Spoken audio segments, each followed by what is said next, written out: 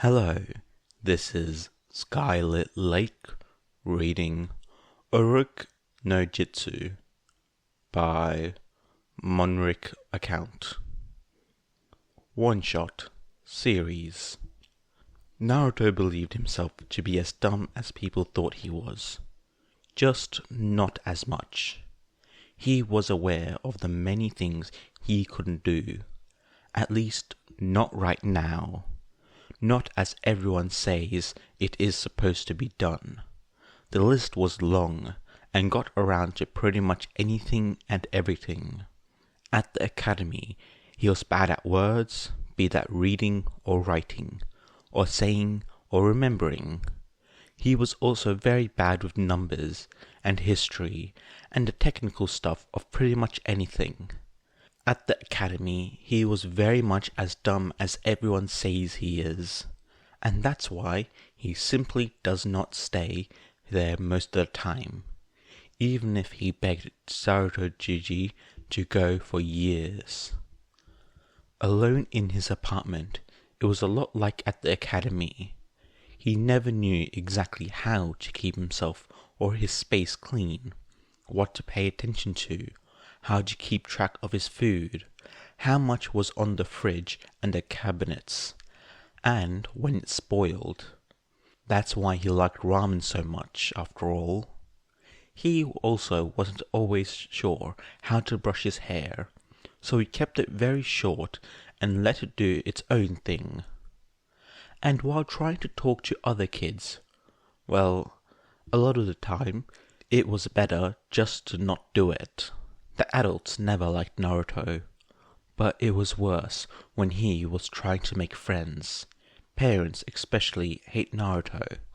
Sometimes at the academy, he would talk with other kids. Well, there was a time when he was much younger than the rest, and then he was there for too long by the time everyone in class was his age. But when he tried, he always felt like something or other was wrong. He thinks it's his stupidness and dumbness when they look at him like he should know whatever they were talking about. Other times, it was a sad look that he also put down to him being too dumb to know whatever that look was about. So, he was pretty dumb about a lot of things. But here's the thing. He wasn't dumb about stealth or running. Not at all. He considered himself pretty smart about that stuff. He couldn't figure out people very quickly, but he knew what got the most reaction, how to attract attention to himself or hide away.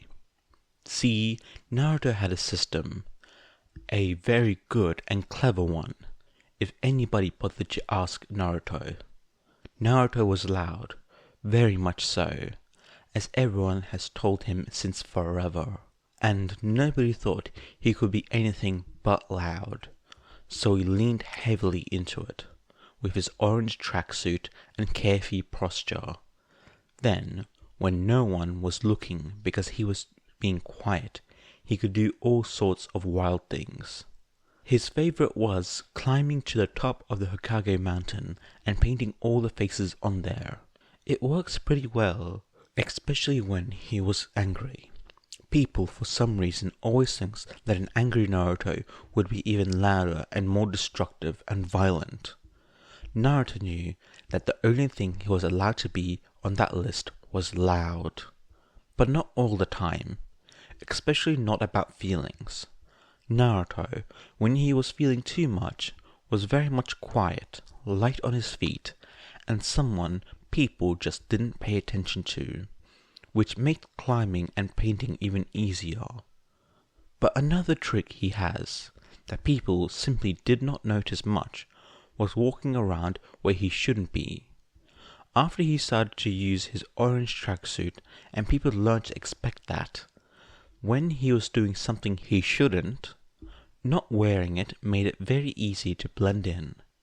He liked to look at the older kids' training grounds, walk around the edges of Konoha, or, if he was feeling more daring, by the clan's land.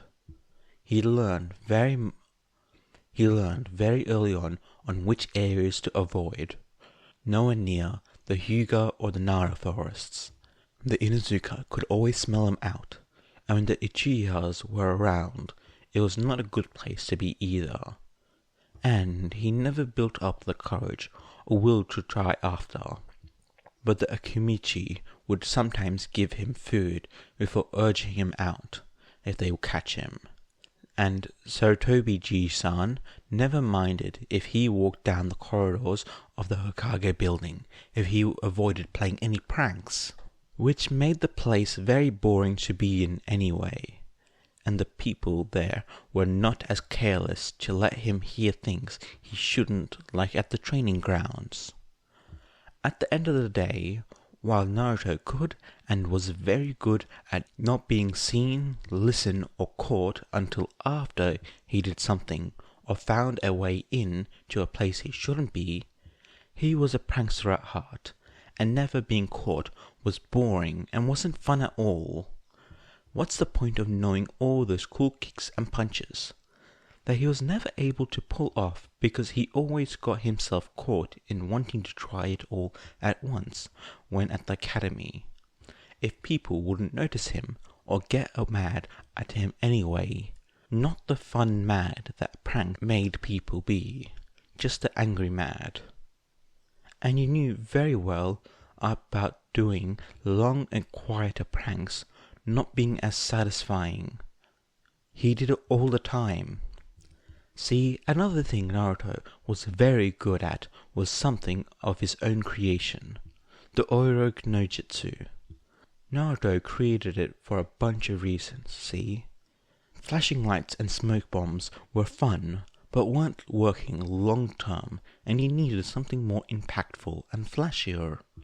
Glitter was not the answer either, and was more expensive to buy, and he couldn't make it at home like the other two. So he thought hard and looked around for what could be a good solution.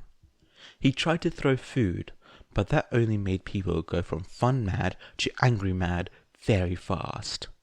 And it gets worse when he couldn't buy stuff from the market like before, and that was already quite hard. So he tried escaping to busy places, markets, civilian house areas, places where they could have harder time navigating, while Naruto, being small and fast, could blend in or hide away. And then on one of those days, he ended up going all the way to the red light district, close to where he himself lived. It was the best reaction that he'd gotten by far. His chasers got distracted and flustered very fast, and from there it was super easy to get away. The problem was it was close to his house, like very close, and Naruto learned long ago that bringing angry people too close to where he was living was a big no-no. He couldn't always lure people all the way to the red light district to get away, and it wouldn't be fair to all the ladies there, who always were the nicest that Naruto knew of out of everyone except maybe Hokage Gigi. And that's where Naruto was also very clever, because he now knew what would work and made it work, all by himself. He created the Oroku no Jutsu and made it do exactly what he wanted. Because, see, Oroku was nothing like the flimsy henges. Henges was super hard to do, smelled just the same as the person, and are the bane of Naruto's existence. But Oroku was nothing like making an illusion. No, Oroku Naruto was as much Naruto as Naruto himself. The body was his as well, and he could feel the difference every time he transformed. When he was training, he walked around the red light district a lot, as discreetly as he could make himself be. And the nice ladies helped when they had the time, helping him to find just the right body shape and posing. It was their idea to use cloud-like smoke, something about teasing, something about helping him run away afterward. It wasn't needed, but it did add to the fun. He first showed his results to Sarutobi-ji-san to see if it worked, and it did, like a charm. So he has been using it since and looking for more inspiration in the magazines for the 3 minutes that the owner of the little stand didn't notice him there. But the best part about Oroku no Jutsu is that it was a lot more than just Cloud and sexy older female Naruto. It was a full body transformation. He could be anyone and go anywhere, except close to the Hyuga, Inuzuka, or the Nara forest. They always knew that Naruto was Naruto anyway. But what Naruto liked to do the most was just to be a girl, sometimes. Not the older all hourglass shape and sexiness, but himself, but a girl. The difference was very minimal, maybe a little bit shorter or slim, hair a little softer, and he always feels more lightweight and balanced. But outside, not much to see, especially when you were Naruto. People didn't look at Naruto. So, Naruto was a prankster with a lot of free time and a brand new jutsu, and the only one that he could do while everyone kept telling him how dumb he was and how he couldn't do any jutsu. So he holds himself in the jutsu for as long as he was able to. It was easy. While experimenting, he did buy and steal some girls' clothes to try out when he was being quiet and stealthy. He made some friends that way. If he changed his hair, let it down longer, a little bit like the twin tails of the sexy version. But if he wore his Naruto clothes and talked and acted in his Naruto way, nobody noticed that Naruto changed body parts. He didn't grow tits like some other girls in his class. The red light district ladies, the few that he showed the whole jutsu, were teaching him how to behave and do girl things like paint nails and makeup and dress up and dance. Told him it was normal and not something he got wrong on the jutsu. Just that some girls took long to turn into little ladies.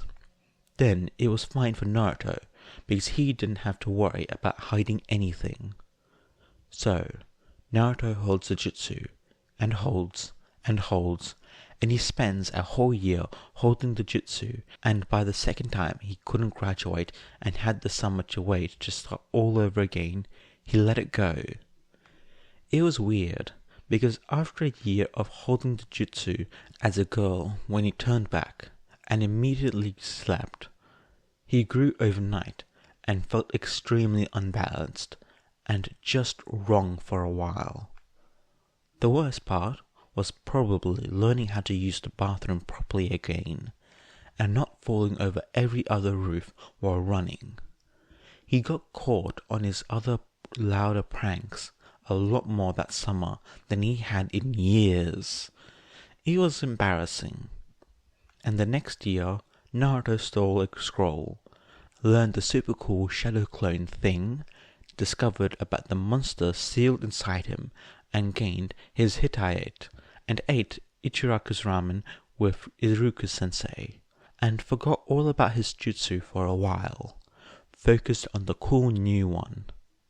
Because now Naruto was graduated, it didn't matter if he couldn't do a henge or a clone for shit, because he had the shadow clone and Oroku no Jutsu.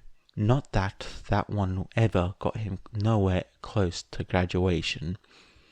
And it didn't matter if he still didn't get the chakra stuff or got overwhelmed with all the possibilities while fighting, because now he could just make a bunch of himself and all do different things anyway. His teacher was an ass and never explained shit, but Naruto was way better at figuring things out by himself anyway, so that was fine.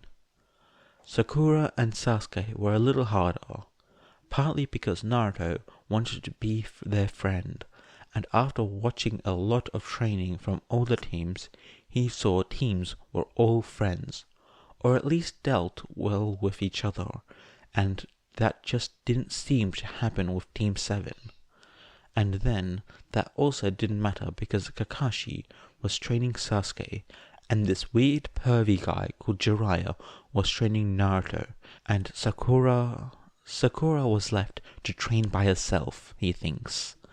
Nobody talked anything about that, and if there was some other older person training Sakura in super secret things like Sasuke and Naruto, nobody was telling him. And then more things happened, and Saruto Gigi died, and Naruto travelled with Jiraiya to find his old but way more nice-looking lady and bring her back to the village, and learned a third really cool jutsu. And, well, he still wasn't friends with his team, but he had a friend now that was just like him, and that was pretty much all he has been asking for a long time, and a person that will train him and look at him and not be mad all the time. And for that, he had two, even though he left one behind to go with Jiraiya.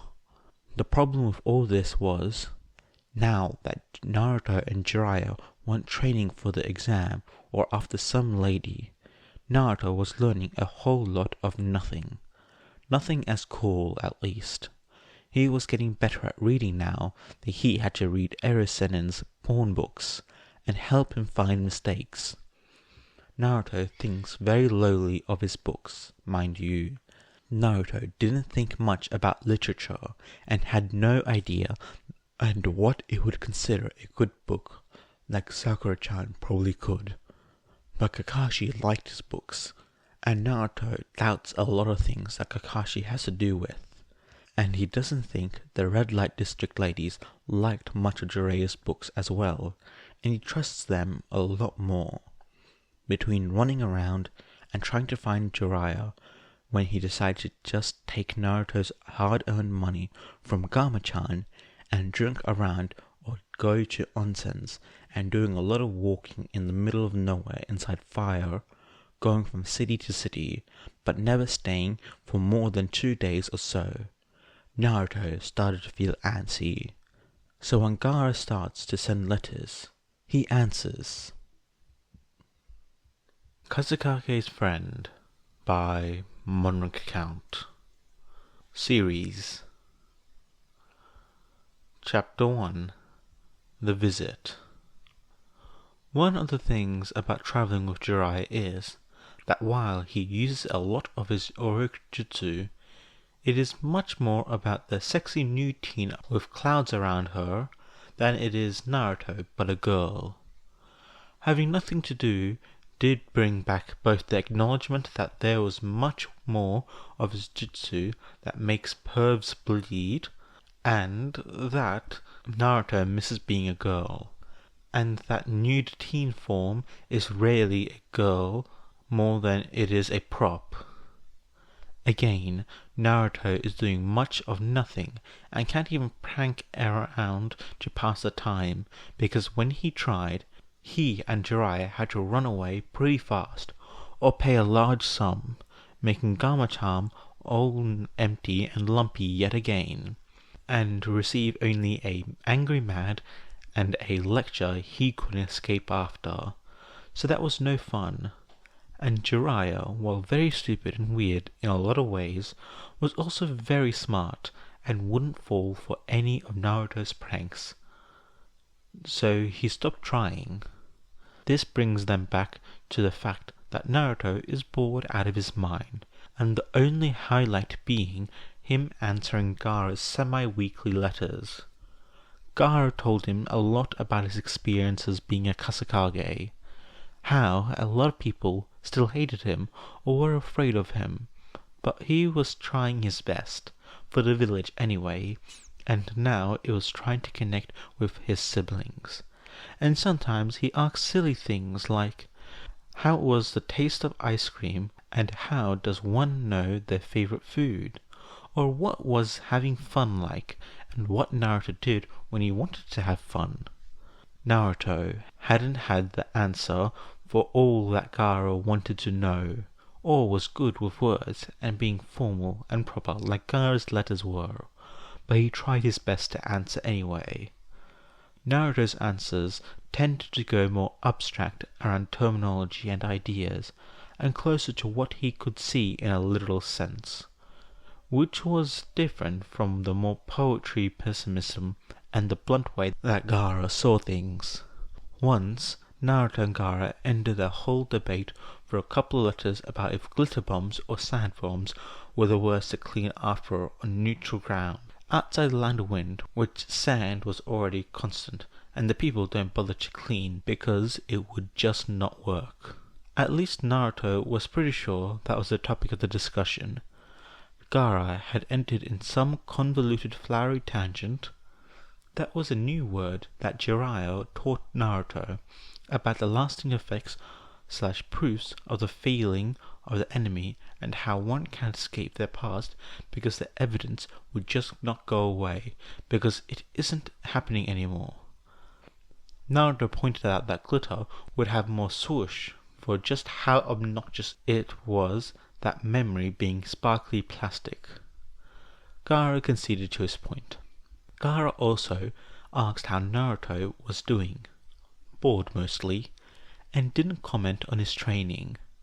Gaara knew he wasn't in Konoha a whole lot, because that much Naruto tells him, but Jiraiya wouldn't allow him to say anything more specific about where he was, or what he was learning, or doing most days. Instead, Gaara prompts Naruto to talk about what he was feeling, feelings in general being a big thing for Gaara, and if he ate something good or bad. In this letter, Gaara asked about dreams. Actually, he asked about sleeping, how it was to fall asleep. Did something happen? Does he remember what? How was it waking up? It was kinda weird, like Gaara had never slept before. So Naruto decides to ask Jiraiya, or at least chase him around the city they are in, finding the probable bar or something similar that he was in, a task which took all day, mind you. "Hey, Erisenen! My friend sends me a letter, and you know he just asks me some things, and sometimes it's weird, but this time it was extra weird, and I think it's important, and I need you to check it. Believe it!" Naruto bellows when he sees the man. "Ah, Naruto-kun, I'm a little busy right now. Why don't you see if there's some fence around for you to paint? Maybe someone's willing to pay you for that." Jiraiya laughs, like he wasn't the reason that Naruto's money constantly went low. The ass. "But it's important. I think we should help him," Naruto insists, feeling his eyes squinting as his frustration builds up. "It's not like we do anything cool. We just walk around while you spy on girls' bathrooms for your error books." Naruto smiles in satisfaction as a lady that was wrapped around Jiraiya's arms huffs at him and looks very close to slapping his face before just walking herself away from his seat. Jiraiya looks disheartened at that and pouts at Naruto. "I'm gathering very important information," he affirms in a serious voice that Naruto would fall if he wasn't used to at this point with how lame Jiraiya is, and what kind of important information he collects. "That's more important, believe it," Naruto repeats, crossing his arms. They both stare at each other before Jiraiya sighs heavily and makes a show of grunting while he gets up. All right. Jeez." Naruto waits, holding onto his expression while Erisenen pays for his drinks and makes another show of wobbling around and dragging his way back to the inn. "What's this even about?" "I told you, my friend has a weird question, and I think it's important, you know? My friend Gaara?" Naruto pointedly gestures at his stomach if his name was not enough to make Jiraiya pay attention. There were a lot of times that he didn't after all, once the letters turned routine. This in fact works, because his steps are surer and faster, and he just murmurs something about "of course it is," before going silent again until they were safe inside the house and a bunch of wards were up. "Naruto, what I told you about talking about it openly, or your friend for that matter." "You weren't listening, but it's important." "I get that, but it's dangerous, you know. There are people after you, and a recently named Kage is plenty talked about even around civilian villages," he urges on. "What is it then? You only told me that you think it's important, but never told what." "Because you weren't paying attention," Naruto huffs. "I don't know. He asked a lot about dreams and sleep, I guess. It sounded like he never did, which is weird, even for Gaara.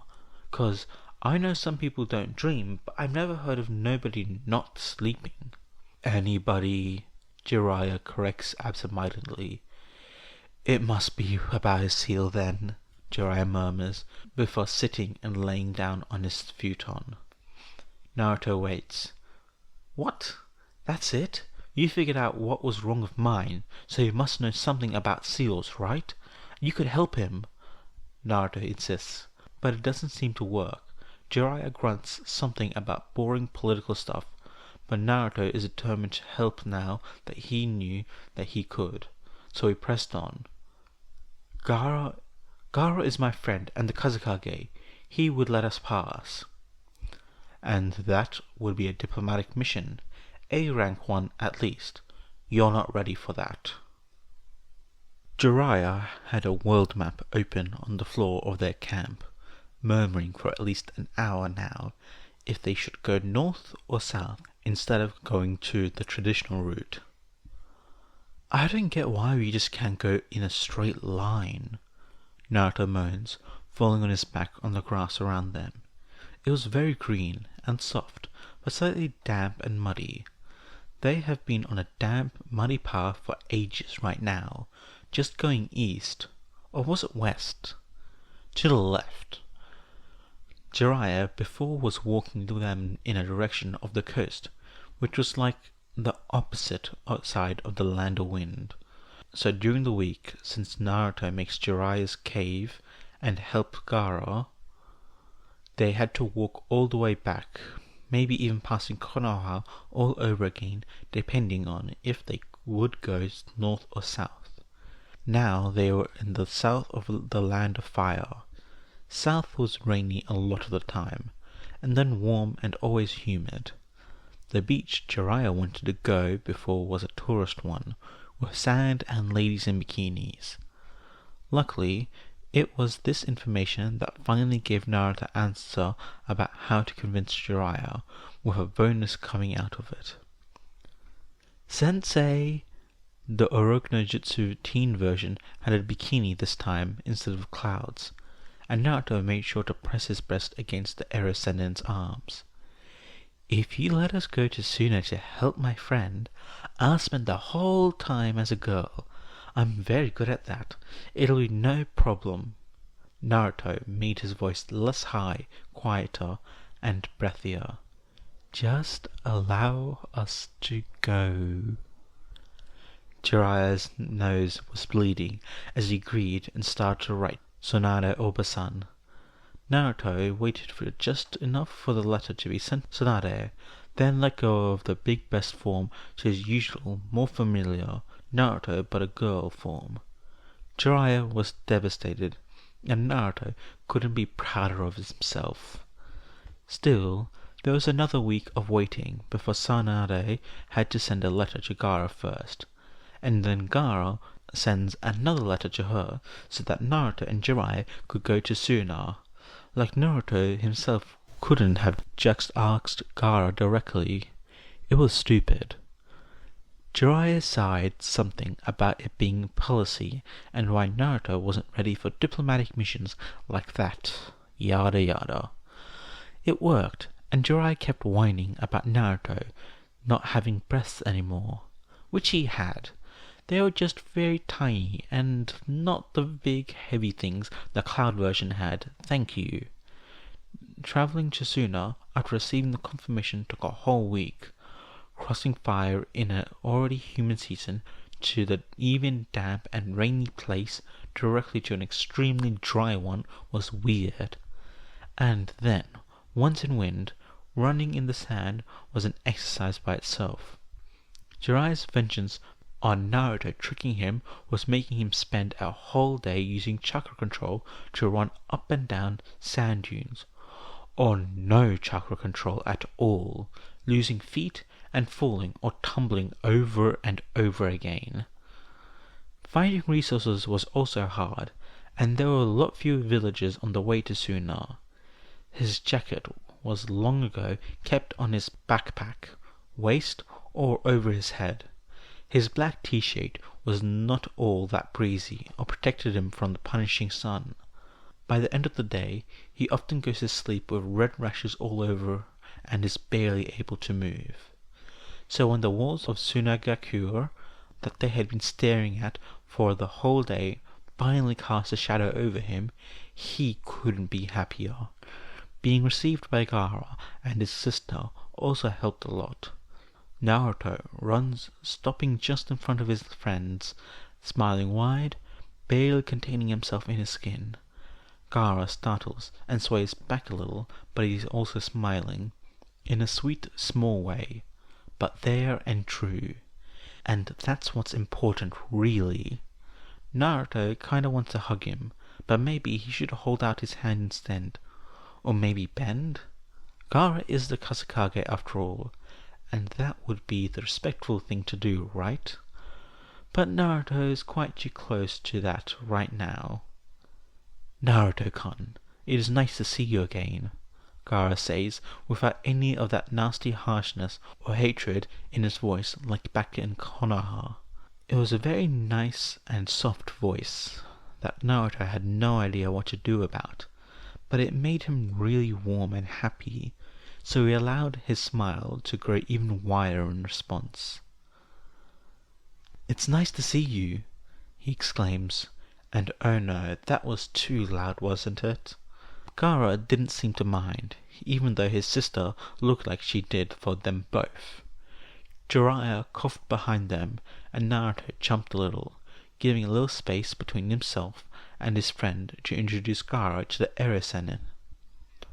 "He is the one I talked about. He knows a lot about steals, so he should be able to help you. Then you can write to me about what you dream about as well. Or if you dream at all. Sometimes I don't, but I heard some people don't do it at all, which is weird.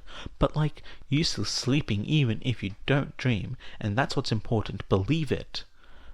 Naruto explained while the ball of his feet went up and down. It's just that he was really happy seeing Gaara again, and talking to him face to face instead of his boring letters. Naruto was pretty sure he talked about all of this before, but it doesn't matter. Important things should be said again and again. At least Iruka-sensei was always repeating himself about stuff when it was important. Not that Naruto paid any attention anyways, so it's fine. "Maybe we should talk about this in a more private place," Jiraiya suggests, chuckling a little. "Kazekage-san, it is nice to meet you." Jiraiya did a bow, with his huge hand on top of Naruto's hair, making him bow as well. "I'm sorry about this. Naruto is not used to customs of respect or diplomacy. He's just very excited to see his friend." "No problem," Gaara assured, still looking at Naruto. "Come inside, I will show you around." Naruto fled Jiraiya's hold, jumping upright again, and runs to walk beside Gaara, going back to talk about the buildings which were so round. There aren't like no corners anywhere, and there's sand anywhere, and no trees or bushes, which is super weird, but there weren't any roofs, which Gaara explained was because the winds and sandstorms, which made sense. Konoha did get pretty windy sometimes, and the roofs always were the first to go, he guessed. But there was such a lack of color too, which didn't seem as logical as the roofs or lack of trees, or as cool as everything is round. and Gaara did say that he didn't think about that, but really had no proper reason for the lack of color, and he would see about that. And that meant that Naruto's constant talk was being listened to, and Gaara was genuinely considering what he was talking, and that makes Naruto feel all warm and weird again. Because really, Gaara always answers every topic that Naruto talks about in his letters, with no fault, but is completely different in person, and people never really listened to Naruto or think what he had to talk worthy of genuine consideration. Mostly, sometimes about serious stuff he made them do, and while the lack of color was serious stuff, it wasn't serious stuff. Gaara sounded genuinely sad he couldn't show them more of Sunagakure, given it was getting dark. But once inside the Kazekage's palace, and they met Gaara's brother, Tamare got out to get them food, and they all had to sit and wait. And there wasn't much more Naruto could point out. They were in a way too big room for 4 people. There were no corner walls, and the ceiling was high. Gaara was sitting in the far back of the room in a small pedestal place, with a wide low table different from the other low tables distributed by the sides. There was tapestry behind Gaara, framing the platform as well as archways. It was very loud and rich, since Naruto was pretty sure it was made of gold or something like that, which brought back to being outplaced and weird considering the rest of the village didn't look like they had a lot of riches in that same way. Gaara looked very uncomfortable sitting in there. Naruto and Jiraiya took place on the table by the left of Gaara, leaving Kankuro by the right on the other side of the room, and there was just way too much space everywhere, and too little people to be anything but awkward. At least the lack of colour wasn't as prevalent, and there were so many rugs and fabric details everywhere. Naruto supposed this was where the place of official encounters and diplomatic dinners, and he thought that there should be people around the place to make it look less empty. But, well, there was the eyes.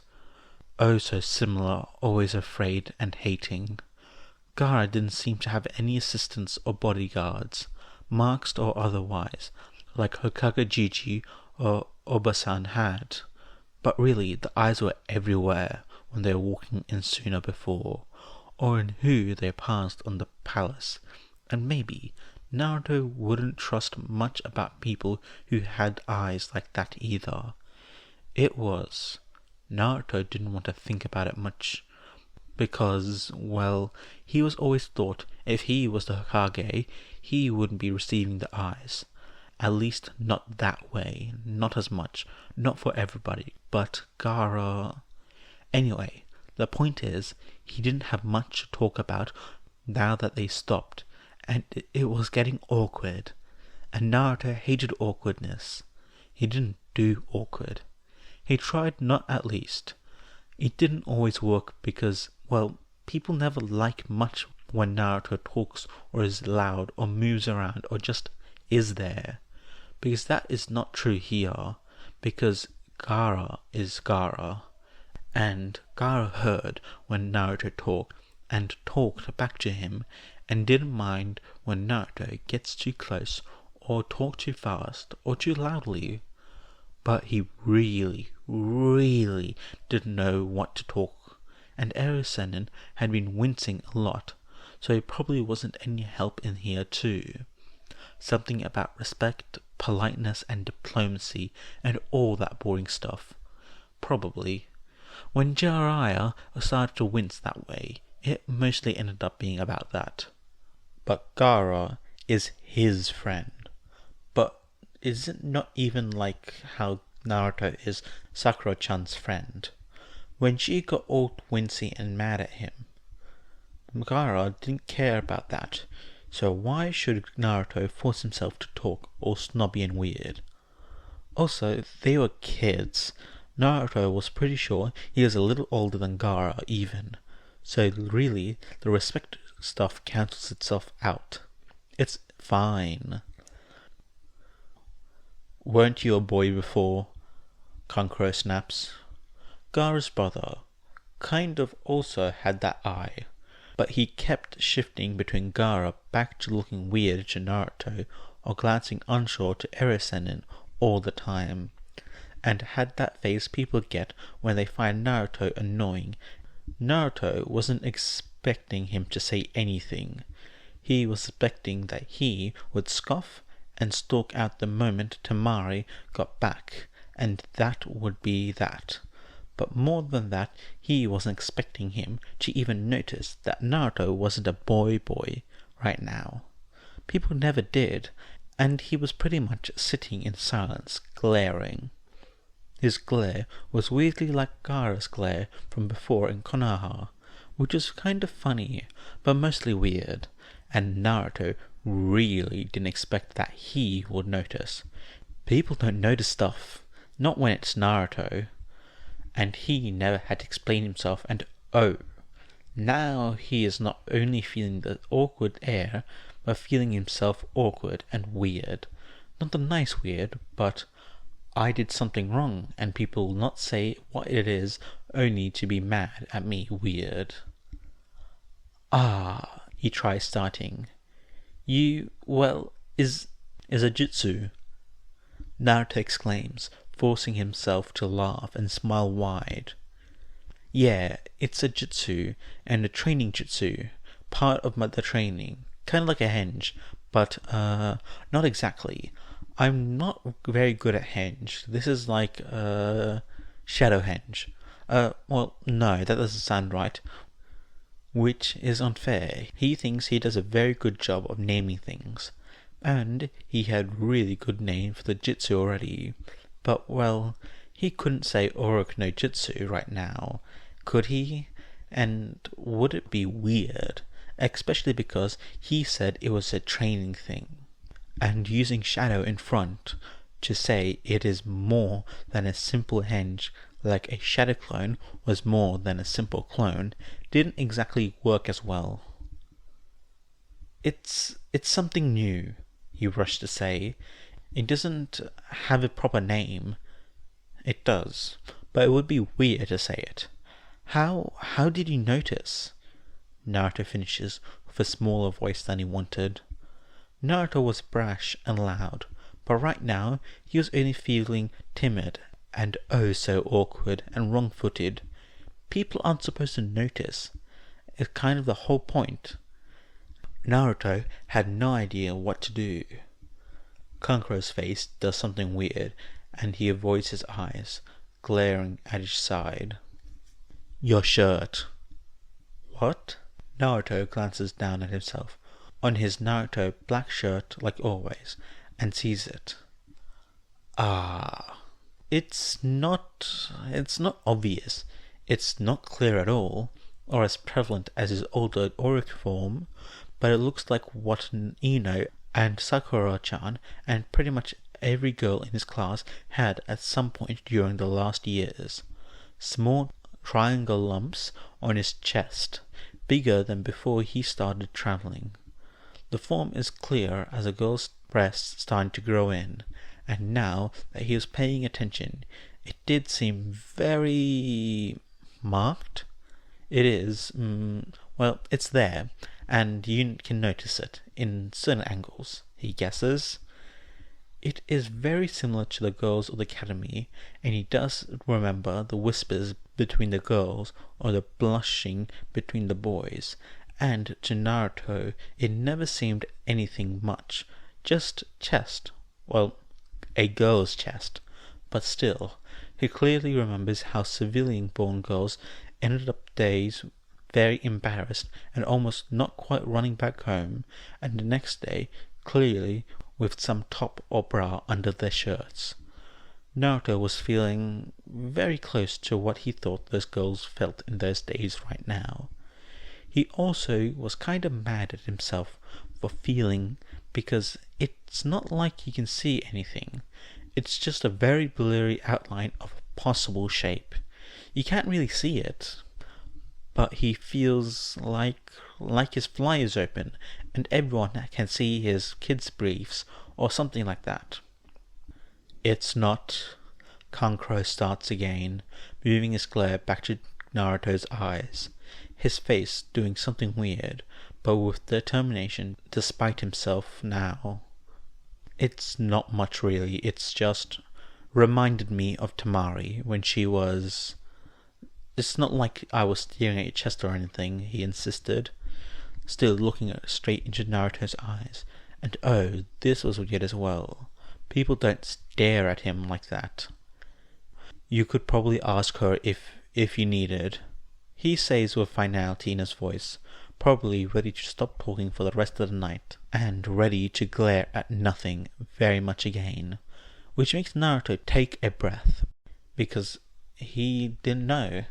It was intense. All the Suna siblings were very intense, and the people didn't notice stuff with Naruto. Don't look right at him, because they didn't look right at him or stare into his eyes, glaring or not. Well, at least Naruto wasn't as uncomfortable with the chest thing anymore. But still, the group stayed in silence for very tense and even awkwarder seconds, when Kankuro suddenly started to glare at people again instead of the wall, this time at Erasen instead. He or Gaara. And that was even weirder. Sorry for the wait, Tamari said, coming back in the possible official dining palace. Midway, I noticed Uzumaki-kun and Jiraiya-san probably are not used to Suna cuisine and decided that the best would be to bring some variety. So, we have kushers, which is deep-fried dumplings with meat and some vegetables, batsai shul, steamed dumplings and soup, since it is going to be a cold night, banstai, or suvin, if you prefer noodles over dumplings, and some bin. Gaara, I brought you some kormog as well, and some fresh erag for Jiraiya. Tamari had an assistant with her bringing things, but she delivered personally Gaara's dish before going to sit down beside Kankuro, and the assistants put a bunch of small portions on other two tables occupied and left right away. Naruto was pretty lost with all the names, but he could figure out enough from the look of things, he believed, and dumplings are dumplings, as meat is meat, and there is some bread-looking thing and some stir-fry things, and he was hungry, after eating only dried meat for days and the most tasteless rations. Thank you so much, Tamari-san, Jiraiya said, accepting what Naruto was pretty sure was a wine thing, even if he was the only one with a drink in hand. The meal was also awkward, and Kankuro and Tamari did a weird stare thing at Naruto, seeming that Naruto sees people do sometimes that always leads to some discussion, leads to some decision, even without saying anything. Gaara was very tense while eating, and Kankuro and Tamari stayed close together, but also felt uncomfortable, and Naruto was feeling too seen for once, too loud and attracting attention, and changes the weird air. Naruto decides that it doesn't matter. He was here to see Gaara, and tomorrow he would spend all day together, and Gaara would show off more of Suna to Naruto, and they would have a good time without all that awkwardness. Believe it. Chapter 2. Obligations. Gaara and Konoha's seal master was occupied right away in the seal room with two seal master assistants. That was guaranteed that Jiraiya didn't try to kill Gaara, Baki, and a couple of Anbu, to make sure that any parties, Suna or otherwise, would not try to kill her sibling or interfere on the tense process of working in a faulty Jinchuuriki seal. She was worried, as she has been pretty much her entire life, but in a different context, and as occupied as she ever has been, after tending to the arrival of Konoha's seal master and Gaara's friend, another Jinchuuriki. She avoided thinking about that part, because her hand wouldn't be able to be stopped trembling. Being maid of servant bringing everyone food from a very safety precaution and awkward dining experience. After bringing her guests to their room, she had to go to the Suna council. Nobody on the council liked her presence there. She was way too young and biased, as they could say. She barely had a voice or say, and knew her position inside the council was non-existent, much like Baki's assistant and unwilling spokesperson from the council to the Kazekage. Still, she was there and received the mission of shadowing Gaara's friend and reporting back to the council Konoha's real plans in bringing those people to Suna, and Naruto Uzumaki's real reason of befriending the Suna Jinchuuriki. She wasn't sure if they knew Naruto's status and wasn't willing to tell them. Their hatred and uncertainty about Gaara's position as Kazekage was so obvious. They didn't try to hide it, not in her presence at least, and barely made an effort in her little brother's presence, Kazekage or not. It was infuriating. They would never be as mutinous in her late father's ruling. She was sure of that. It was a struggle to hear all the ways her village hated her little brother, how she had to somehow be the one to keep him peaceful. It was her job to manage the village, her family, and the council all at once, and she constantly felt close to breaking down in tremors if she allowed herself to stop. So she didn't. She could count on Kankuro most of the time, so she did that as well. She and Kankuro kept switching for shadowing Baki in the council, and to deal with the councils and older ninjas and Ampu that could not be trusted around Gaara.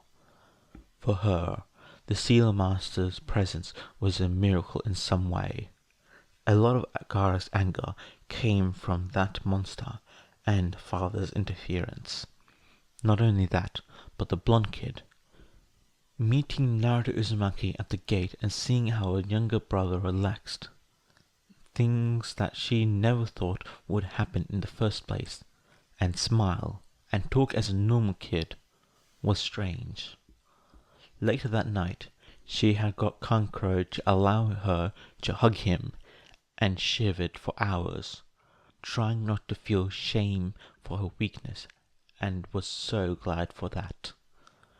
Then Kankuro had told her about Naruto having some jutsu that made him a girl, and it being training. That's when she was shivering all over again, but for other completely different reasons, and made her go up the mountain walls to a training camp and cause some sandstorms and destroy some rocks. Temari has obligations to Suna and to her family. By the time morning the next day, she found her little brother's friend alone sitting around the greenhouse and approached him with the same determination and steadiness she took her missions. "Good morning, Uzumaki-kan," she greets the boy in a girl body that turns to her and smiles. "Good morning, Temari." Temari couldn't see what her brother saw, but that was because Naruto was wearing that orange jumpsuit again. It was clearly not made for wind climate, even if the colors did a better job blending in with the sand dunes than it ever did around the bright green of fire. The kid would have ended up having heat stroke in it. "You still didn't see much of Suna, right? How about we find something else for you to wear that will protect you from the sun and explore a little bit?" She tries, keeping her voice calm, even when that never seemed to work to appeal Gaara for much of their childhood. It always made it worse. And Naruto was a loud kid and didn't seem to need to be careful flirting as Gaara. Still, it did seem to work well enough. "Alright, I don't have that much money, though," he exclaimed, laughing bashfully. "Will that be a problem? Will that be a problem?" He spoke next, timid, and more unsure than his disposition gave an impression of. The kid was left alone. Her mind unhelpfully remembered her. Naruto Uzumaki was alone, despite the Suna Anbu trailing him in the distance, without any real guide or goal. Wind had its own dialect, and Suna was a much less visited village than Konoha was. Way less people knew common around here, so it wasn't like Naruto could explore by himself. In Konoha, Tamari and her brother and Baki had an older Konoha Chunin as a guide and shadow. Naruto came with the Seal Master and nobody else to visit Gaara, so when both would be occupied for what she believed to be at least a full week, who was supposed to look after him? Tamari. That's whom, and that was by the council's orders. In surveillance, that is. Gaara smiled to this kid. Kankura was worried. Tamari has an obligation to her family. She assures him that no, it will not be a problem, and the kid laughs loudly again, all insecurity gone, and starts to go in a string of menial talk, mostly pointing out things around them and being borderline disrespectful with some comments about how he didn't believe Suna could have such a pretty greenhouse, and then how wind dialect was weird, and why they couldn't talk the same way that fire did in their dialect. And Tamari started to hold back her urge to hit him, glad that Kankuro was not around, because he would hit that blunt idiot to a pulp. Really, had the kid have no sense of diplomacy or discretion at all? Luckily, when they started walking on the busy market streets, the kid shifted to openly admiring everything. Nee, Tamari-san, look, I've never seen so many spices like this. It's so colorful, believe it. Are those fabric rolls? I've never seen so much fabric. Wow, it's so vibrant. Whoa, are those puppets? They look so much like humans. Creepy. Tamari just wished that the kid would be quieter about his enthusiasm, really. Their walking was going slower now, with the kid running from store to store and taking his time looking through and being amazed by everything every single time. That part was cute, at least. Tamari did find the lack of street vendors and marketplace in Konoha wild. The most interesting thing one could see was a clothing shop, and even then it was somewhat lacking. And the less she talked about the weapon shop, the better. The tragedy, the lack of craftsmanship and of personality. Everyone had the same weapon as everyone else, and it was all so flimsy. Well, they were already there, and the kid did need some better clothes. It was best to get it done with that soon. "Uzumaki-kun," she called, stopping beside him in one of the clothing vendors that she liked to buy herself. "Choose one fabric. We need to do a deal for you." She herself looked through some of the fabric options, holding a grimace. There has been less and less of those last year.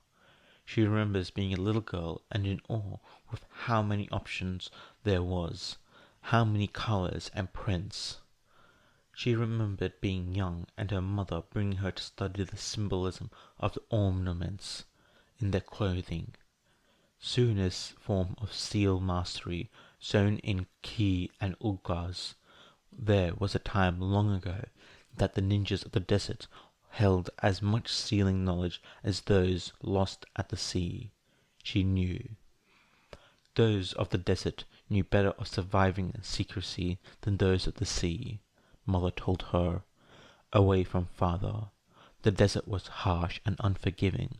Surviving was never a guarantee. Those of the desert knew to keep walking, knew to keep quiet, and to hear the wind. When the villages started to form, when those who had powerful knowledge for millennia started to have names and settlements, they turned to prey. Suna had so little seer masters after the wars, killed, hidden away, back to their nomadic secrecy. Father had little appreciation to the arts that were not war-driven, and even less regarding sealing. Too soft, he sneers. Weak. Suna's sealing told stories with its symbolism, a form of art, a prayer and a protection. Mother told her. A dying art these days. Father hated most forms of art, in favor of military pursuit. Suna thrives in his craftsmanship, the tangible and intangible arts, beyond puppetry, poison, and metallurgy. Few of the council, picked and chosen in war times, remember that. Mother told her.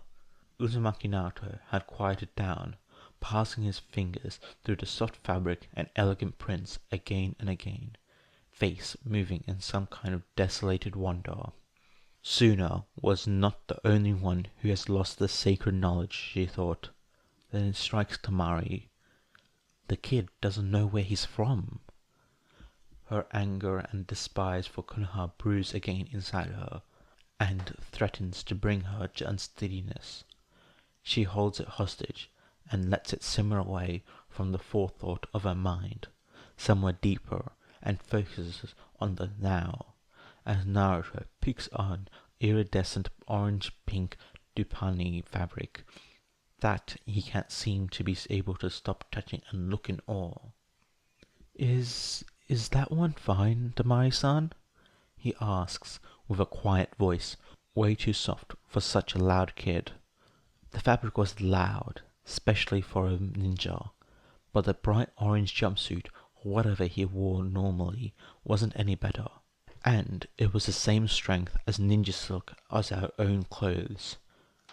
Yes, Uzumaki-kan, I'll talk with Naran-san. Find something that you can wear for now, and come to take your measurements, okay? Temari picks a fabric for herself, one with the extensive complex uglas that she can feel the chakra sewn into. Tamari has obligation to her family. Tamari has obligation to Suna. Father wasn't alive anymore. Naran-san is one of the last who understood Suna's ancestral stealing technique, enough to put on the fabric she weaves together.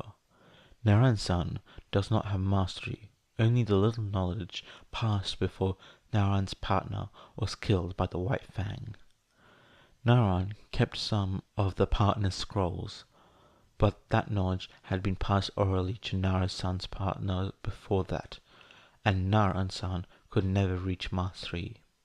Still, Naran-san was the one who knew the most these days of the technique, and someone that Tamari could trust. After that, the tour takes a good amount of the day. They take a break to eat, and Naruto goes right back to wanting to know about everything, including places that Tamari herself barely knew or goes to. The kid wants to visit pleasure houses. Pleasure houses! In a girl's body, with clearly woman-preferred cut of his new deal dress.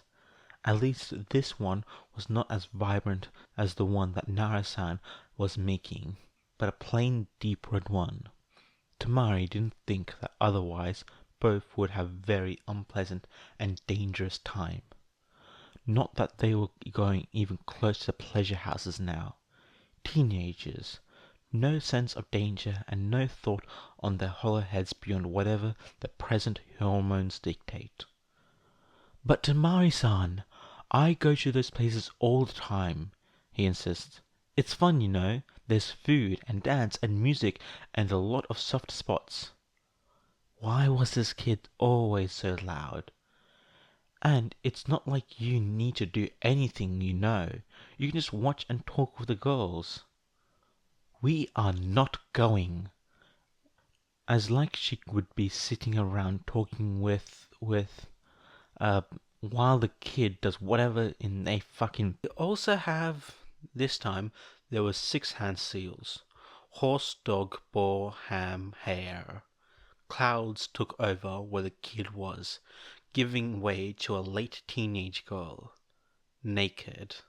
Kankuro blinked again, unimpressed. The brat, who was posing, of all things, blinked back and scowled, releasing the jutsu again without any hand seals. No fun! Normally I get much more interesting reactions. The kid grumbles. Was that a genjutsu? It was a good one, if uncomfortable to see on his side. What? No. It's just like the girl me. It's still me, only grown up and way exaggerated. It's good to messing with anyone who's chasing me, but like, not messing as much. Can't fight that well like that. Kankuro did not blink a third time, but stopped what he was doing to look at the brat. You decided that it looks fun to be a sexy girl and decided to try to look like one, but your age? Except Naruto didn't try to look like anything. Hair the same length, no curves, no different wardrobe, just a normal 13-year-old brat. No? Aren't you hearing me? I'm me when I'm like a girl. I'm still me.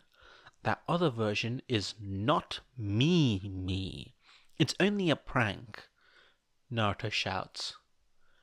A prank? The thing is, Kankuro can't lecture the kid against using it.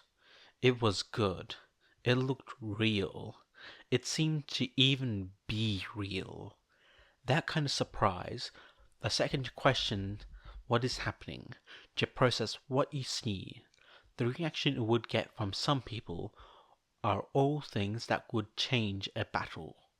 All things that could mean survival. On honeypot missions, being able to change your form to a complete different gender with all the desired proportions and possibly, if layered out with a genjutsu, which is an easy thing to do without having to fight the jutsu, better for changing those minor things like eye color and hair color that was harder to spot. It was a good jutsu, an amazing one even, easy enough to learn. That was not the problem.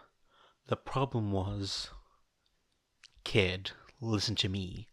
Kankuro sighs to himself, the heaviness building on him, set on his shoulders unmasked.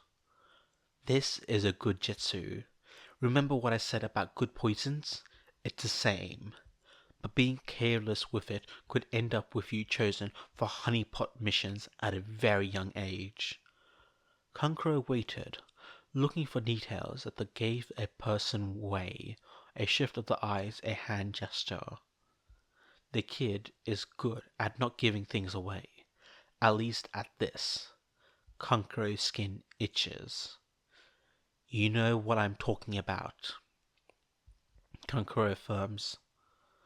The girls back home told me, the kid answers, looking back unflinchingly, but cautious.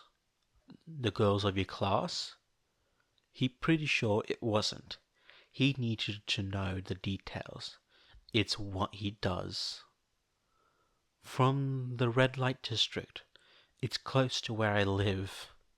Kankuro holds a swear, tired. That's why I asked Temari to visit the pleasure houses here. Did you go to the red light district much? The things made more sense now. While the brat was like any brat with crass humor and bursts of edginess, and I know what you're talking about. Kankuro hadn't seen any sexual interest while the kid looked through his marionettes, only curiosity. Now it looks very similar to the way Kankuro grew up to looking at mannequins and other people for inspiration. So you... I know about sex. I know what looking sexy means. I know what happens. I've seen it. I'm not stupid. I know what I'm doing. It works. I get away. Every time I get away. The kid shouts, voice cracking and sounding so young. That doesn't mean one day you won't. People that this works with. The kid tries to cut him off, but Kankuro keeps going. Even if you know how to choose who wouldn't, you can't trust people like that. People are finicky, with little to hold the worst of them back on a bad day. As a ninja, you don't trust others. As a person, you don't trust the men that this jutsu works on to not try. And right now, I don't trust you to always get away. You're not my mum, or my brother, or anything. You don't even like me. Why should what you believe matters? The kid yells, cheeks red with anger, a protective curl to their shoulders, clutching the scrolls in their hands. You're Gaara's friend, and Temari likes you. They're my siblings, and it's my responsibility to take over what they can't. Kankuro stares at the kid. They were small for their age, even now, like Gaara. They're too busy. Gaara is the Kazekage. Temari has a lot on her plate. I don't have the same responsibilities that they have. I can spend my days stuck in here without Suna crumbling. I can spend my days looking after you. The kid avoids a stare, sulking. You didn't say that you don't not like me. That's because you're annoying and a brat. That keeps getting into dangerous situations if I'm not looking after you for a minute, Kankuro affirms ruthlessly. The kid predictably explodes with anger, and as loud as always. Temari is also so annoying. She just does things, and everything is by her rules. And he was so glad for that. He wouldn't be able to deal with half of what she did, and preferred not having to make the decisions all the time. She is such a brat, yapping away and stomping on places, taking everything to herself even when she can't even hold what she already has. Temari-san is not like that. She's kind and powerful and way better than you. She is an annoyance, and I've known her my whole life. Don't you think I would know better than you about what she is like? You've only spent, 2 days around her? I have 15 years, every day around her. If I say she's a brat, it's because she is. And way better than Kankuro could ever be. That brat was right about that. Gaara is another. He's terrible, a time bomb really. I wonder what would happen to his newfound pacifist tendencies if something happened to you. The kid pales. Good. They should know. Kankuro didn't trust Gaara. Wouldn't ever trust him. Possibly, but he knows his siblings. He knows what his little monster of a brother attached his sanity to. The brat should be aware of the weight of such responsibility. He's not... The kid grumples, unsure. He is. You've seen it. You know how he is. That was not him. It was, Kankuro shouts back, glaring. It doesn't matter if that thing was influencing him or not. It is still Gaara. He was going to kill your friend back in Konoha. Them both. You know that. Don't act like you don't. As a ninja, you can't be blind to that kind of thing. Gaara is a threat. One that is controlled now, and only because of you. Whatever the kid did in that fight to do that. Take responsibility for it. I will not see Gaara as a monster, as a relic or a time bomb. Gaara is my friend. That's what he is. The kid clutches his fists, glaring at Kankuro with hatred. he hadn't seen until now. Kankuro smiles. Good. It would not work if he did.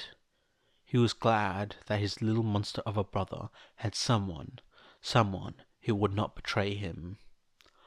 I hate kids. Brats. I don't like you because you're annoying, and because I hate kids. Kankuro ignores the brat, muttering that he was a kid too, or his blinking bafflement. And you're Gaara's friend. That matters to me more than how annoying you guys are. It's my responsibility, and I will do my duties, and you will do yours as Gaara's friend, and not purposely, with no clear goals besides being a brat. Put yourself in danger or something you can't be sure you would win. That you wouldn't be able to kill it before it does something to you. The brat gulps but relents. Good. Let's finish this. I still need to show you the greenhouse properly, and I want you to teach me this jutsu of yours. It's useful. Chapter 5. Owning. It was frustrating that Naruto-kun was leaving.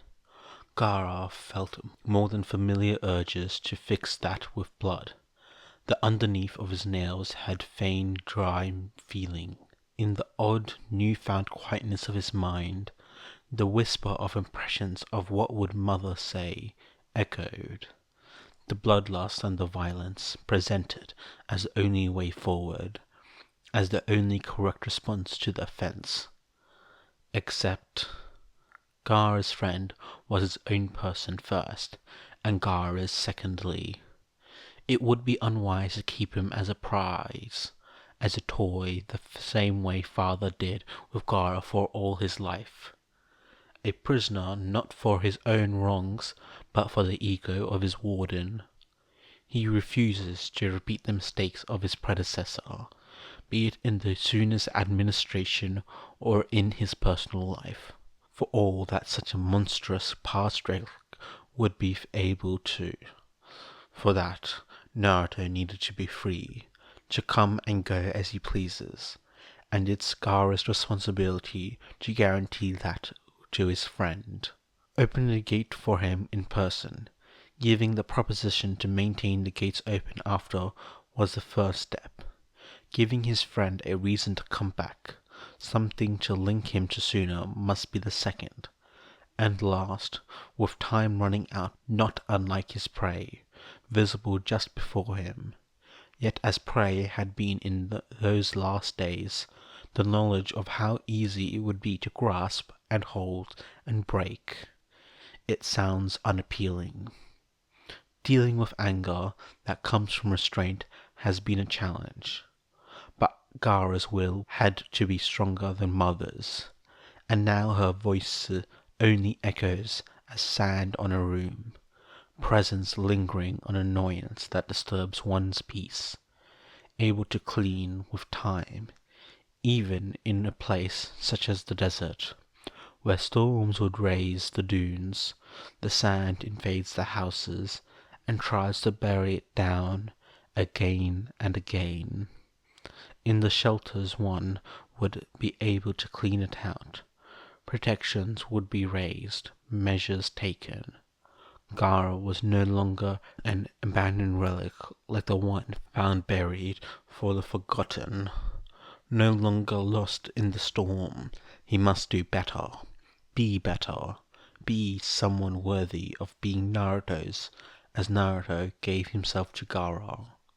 For all that, for all the ways Gaara is selfish and wants to own, wants to have, and keep, Naruto needed to be the one making the choice. He would not hold Naruto responsible for the way Gaara needs to change, would not burden his friend with the heaviness of his sanity, to be the voice that takes over mother's.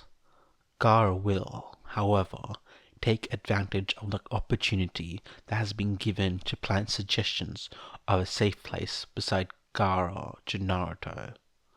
Could it be considered a suggestion if one talks about the truth? Would it not be a testimony, a promise, an oath? Gaara would never forget Naruto's kindness. I'm glad you got us another day here. Now we can at least spend today together, Naruto says. Gaara smiles. It's nothing. Our desert lizard summons is the faster way if you want to go across Suna quickly. The summons were Baki's.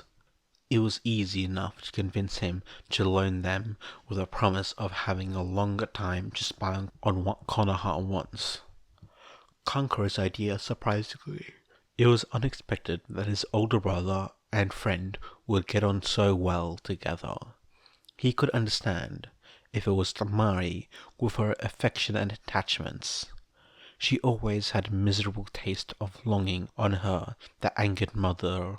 She was soft, weak, and prone to pity. Naruto is a beacon. While not pitiful, neither was Gaara, but that never stopped her. Something about his disposition urged others to care. His easy smiles and unwavering, loud behavior are enchanting. Tamari longs to a position she never got with Gaara, but it is easy to receive on Naruto. It would make sense if it was her, but she wasn't in Suna anymore, although she was when all that started.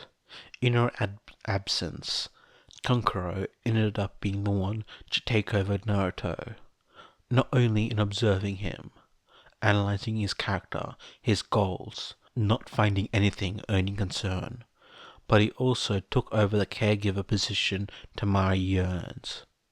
A ruthless thing, Gaara thought privately, taking over someone else's dreams, even one as superficious as that. It's still kind of wild how you ended up as Kazekage. I mean, I'm super happy and proud of you, but it must be weird, right? We were just in the Genin exams. Naruto laughs, bumping his shoulder on Gaara's. Gaara, who took over Naruto's dreams and made his own, observed the stance of Sonogakure in its red and gold glory. Naruto didn't understand, or maybe didn't pay attention to how none of the Suna siblings were Genin level, were Genin at all. Neither were those from Sound. Gaara hadn't been considered Genin at any point in his life.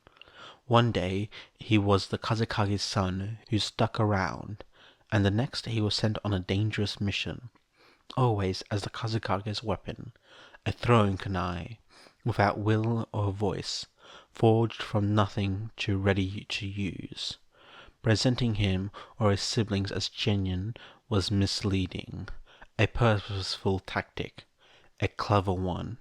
For all that man was audacious and blinded by ego, he could be clever.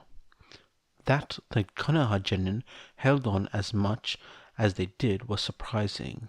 Certainly it gave credit to Konoha's education, and further understanding of their abilities would make reconsiderations to be held. Lack of war does not equate to lack of preparation and capacity. Perhaps only lack of control. It has been a process of adapting, Gaara says, because that is the truth, and Naruto deserves the truth, even if Gaara couldn't say all of it. Hard in ways that I didn't predict. How so? Naruto asks, hands on the ground, close enough that Gaara could feel his heat as he lies his body further into Gaara's personal space. Gaara smiles at him and his excited puppy behavior. The murder attempts were expected, as well as the coups. Dealing with the elders is more tiring than expected. The old fuckers. A lot of paperwork. Killing is much easier.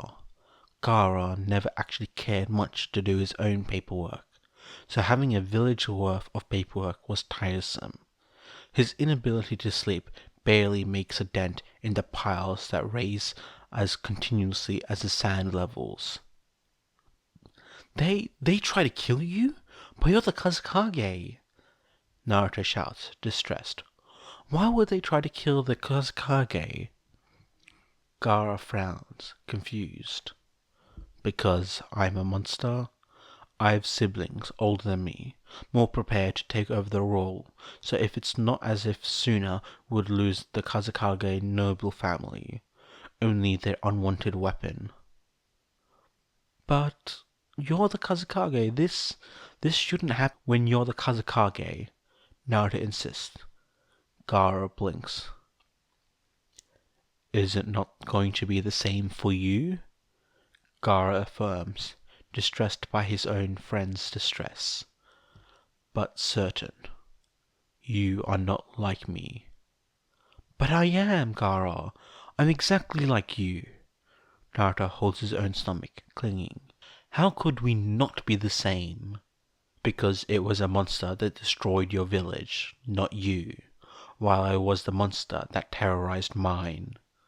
Gaara hesitates and slowly reaches his hand to hold Naruto's shivering one. You are not a monster. Gaara only knew very few kind people, Naruto being the only truly kind one. Gaara knew, as he knew the sand around him, that Naruto was not and never would be a monster. You're not a monster. It was that thing sealed inside you. Naruto gripped his hand hard, but not hard enough to feel through Gaara's sand armor. Does it matter? When it was my face, my glee. Gaara asked softly, tender, because Naruto needed to know that there was a difference. His friend needs to see Gaara for all he is, for all his own heart turns thunderous at that. I enjoy killing. It is easy. He confesses, unwilling to let his voice break. It is not something I want to be anymore, but I liked it. The people remember that. Naruto trembles in his hold, while looks at Gaara anew, but with a stubbornness underneath his eyes, holding his friend together. That has been holding Gaara as well. Why are you telling me that? I remember your weird "why I am killing to prove my existence" monologue, but it was weird. You're a little weird, Gaara. Naruto says, his voice breaking with the young age they both are, growing high and nasally in a way that makes Naruto scowl deep and Gaara snicker. You are! Nara continues, still in the same high tone. You're so weird. You keep saying things in this dramatic way for no reason at all. Sometimes I don't even know what you're saying, and then I ask Jiraiya, and he says that you're talking about how a flower is red. Naruto starts to laugh as well, gripped tight in a tender way. Crimson deep, a colour so familiar as I imagined the leaves to be to you. Just say red. Why talk in circles like that? He whines, letting go of the contact to cross his arms. Gaara does not miss it, not as much as he could, when now they were close enough for their side to keep touching. Even so. Dark red Naruto-kun, the color of blood. See? Easy. Just say what you mean. It's so much faster. We're ninjas. Talking in code is what we do. Yeah, but code is easy, it's fast. You talk in gross poems all the time. Crimson and magenta falls over Suna, giving space to the aquarium light of the desert night. The problem of finding ways to bond Naruto more with Suna, and consequently with where Gaara resides, is that Naruto, for all his bright glory, was in fact quite dumb. Significances are lost in Naruto as steps in sand, the indents washing away by the wind, leaving no true trail marking. Well, it was worrisome that his lack of awareness for unspoken languages of gift tokens and bureaucratic niceties would indebt him further or cause political disturbances. It didn't mean that right now Gaara could lavish his friend with gifts coming from the Kazekage's noble family treasury without trapping him in guilt. A present of friendship and a token payment for the favor, Gaara had said, while urging his friend to accept the offer.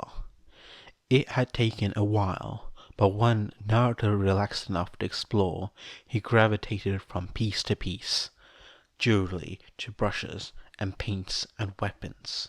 He too aware that without Gaara's constant encouragement that it would be fine for him to choose and take what he wanted. It is amusing of how the awareness came not from political reasons, but from insecurities born from borrowed niceties, from ownership of insignificant but valuable things. Gaara owned little born into the Kazekage's noble family.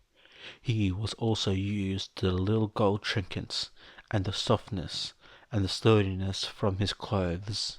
Naruto, who told Gaara in one of their first letters about owning the same ratty orange jumpsuit for years, of all his clothes being second-hand donations or things he found in dumpsters, how his diet consisted of ramen because it was the cheapest thing he could be sure to find, and that would fill his stomach. The eagerness of a brand new shiny headband, and being able to buy his first set of weapons in a shop Temari had found extremely lacking and a joke to the art of weaponry, with the salary of his D-ranked missions. Naruto not used to that same standard. While it would not be his place to offer clothing, too close to grooming another village's ninja for defection, earrings were delicate and small things that could be overlooked as an overly enthusiastic gift. It was not subtle, nor of the way Suna prided themselves on the design, and each artisan had their own signature while still proudly of the sand. Not enough to turn a leaf into a cactus, by exchanging of protective spikes. A clear connection, a display of importance to another village potentially targeting Naruto. That retaliation would not only come from Konoha, but from Suna as well.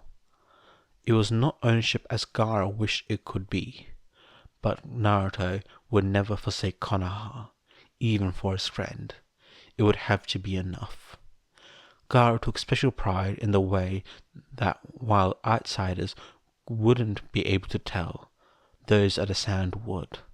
They would know the significance beyond the jewelry by the sign of where it came from, its origins tracking back to the Kazekage's noble family, an extra layer of protection while in the dunes.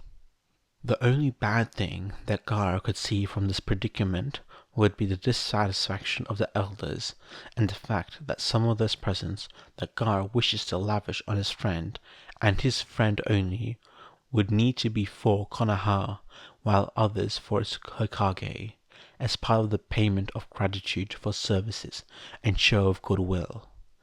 It wouldn't do for lack of niceties, based on the things Naruto picked for himself. Some things of similar valor higher to diminish any says of grooming, which would take a toll higher than anyone was comfortable with. Better that than to finance a war they couldn't wage. Do you think I should pick a fan? Like Tamari-san? Nah, what do you think? Naruto strikes a pose with a decorative war fan taller than him. It looked inefficient as a base, too wild and unbalanced. This one is a decorative war fan, Naruto-kun. Gaara chuckles. I can't see it working too well with your style of fighting. It's supposed to be used with long-distance fighters. Besides, it is a signature Suna weapon, Gaara says, moving Naruto's stance to a proper one. Here, this way you have more control over it, he demonstrates, taking the same form beside Naruto with a sand mimicry of the weapon. His friend's eyes shine as he repeats the movement, causing gusts of air to form. Whoa, nah, I thought you said this is just a decorative one. Nah, how come it formed wind? I didn't use any jutsu thing on it. Did I make it, like, without even trying? Am I a prodigy of wind control? Naruto exclaims, delighted, bright as the sunflower that grew in the greenhouse. The wind came from the weapon by itself. A proper one makes strong winds, even without wind release, with a proper stance and knowledge of how to wield it. A weapon who needs constant feed of chakra to work properly is not a good weapon to have. Too tiresome, Gaara heard. Not that his own fighting style didn't demand heavily on his access to his sand, and his control of it. As strong as he is, the faults of that became clear in fights against that Lee guy and the Uchiha. Once someone could break his armor and run faster than his sand, he didn't have much to give. As rare as both factors happening is, it showed that it was not as impossible as Gaara arrogantly believed it to be. Naruto hums, admiring the fan for a second more, before folding and opening again, slowly putting it back on and displaying it, fascinated. Which kind of weapon do you think would fit me? I never thought much of it, you know. I always only used shuriken and kunai like everyone. Oh, and explosives. But I've been trying to use more of those wire strings. It's kind of hard when they keep breaking because it's the cheaper kind, but they're so good in traps. Our ninja wire is one of the best, Gaara says, walking through the weapon area until he finds one he's looking for, a present from Suna's artisan. Not special beyond how efficient it was because of its sturdiness. It is not as much for holding as it is for cutting. Gaara extends the wire and moves it across the edge of his own cloth, cutting through as if it was air. The small piece hesitates before starting its slow descent to the ground. Cool! Naruto grabs the offered roll, turning it in his hand and pricking his finger with his own carelessness. Ow, shit, that hurts! Gaara stares at the cut curiously, the flow of blood dripping down. For all the blood that started to cover his friend's finger, it didn't look like enough to truly damage one's nerve. Oh, that's a lot of blood, Naruto murmurs. Extremities always bleed a lot, don't they? Ugh, it always sucks, and then it keeps getting stinging and being annoying. Does it? I've only bled thrice. Funny how Naruto was responsible for one of those times. Really? That's lucky. Naruto smiles, trying to clean his hand with an edge of his summer orange vest. It sucks a lot, especially on the hands and head. There's always so much blood. Makes you think that there's something serious, right? Arms always suck because it keeps dropping down and making everything a mess. Legs are the one that take the least of work to deal with. You've bled a lot? It was confusing to Gaara. He knows that Naruto doesn't have mother like Gaara has to protect him, even from the smallest cuts. But the idea of someone like him bleeding that much was still a shock. Yeah, needed to learn myself why it's a bad idea to jump in somewhere when you don't know if there's going to be glass or sharp metals. It's fine, by the end of the day I'm already better. But it still sucks to clean the mess. It's so hard to get blood out of clothes once it dries. I usually try to keep the splatter away from me. I dislike the dry feeling, Gaara concedes. See? But then it's all over your arm, or your knees, or your hair. It sucks cleaning blood out of hair. Naruto keeps whining, giving up using the vest entirely with how many pools of blood it had now, and how Naruto's hand just kept bleeding. It took way too long, I remember that. Gaara knew that much. It was a novelty to have water flowing pink and having matted dried spots not wanting to go away. Gaara. Naruto glances around with a scowl of concentration on his face, going through each weapon visible, and shrugs. You know what? I'm just gonna stick with this bad boy here. He gestures to the ninja wire. Traps are the best, and Tamari-san kept saying how I should work on more advanced techniques with basic weapons. It sucks trying to learn by yourself, but I always can make clones to fight with me. Gaara blinks. Don't you have Jiraiya-san for that? He asks slowly. Baki hated training with Gaara, but when Philo was too busy to teach Gaara the basics, he was one who took over, even if Gaara didn't want to participate. Eren is too occupied chasing ladies' panties for that. Naruto shrugs, his tone full light, that carried a mean edge to it. Kankuro was always using that tone after interacting with Father, before isolating himself in his workshop for days. Gaara never cared much. You should find another master. Gaara nods, decided. Pfft, what? I just should find another one, huh? Right, because anyone would love to train someone like us, right? I bet you had a lot of masters over the years eager to teach you. I did. Most wanted to kill me, so I killed them, until Father decided that the best one to train me would be myself. But... Gaara pauses, hesitating. Naruto glares at him.